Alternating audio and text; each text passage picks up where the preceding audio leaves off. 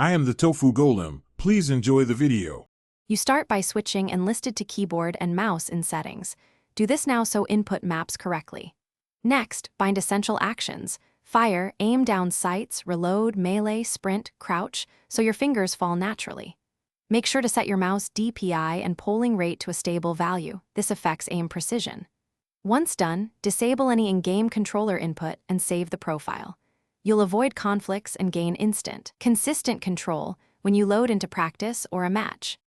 You now refine how you aim and move. Reduce vertical sensitivity relative to horizontal to prevent overcorrection.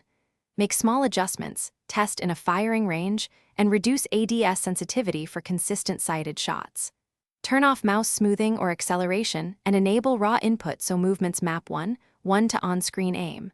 Also bind leaning, prone, and quick weapon swaps to keys you can hit without looking.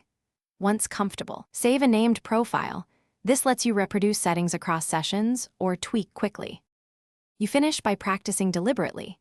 Spend time in the range and AI matches to rehearse recoil control and sprint to ADS transitions. Create 2 presets, one for close quarters, one for long range, and swap depending on the map.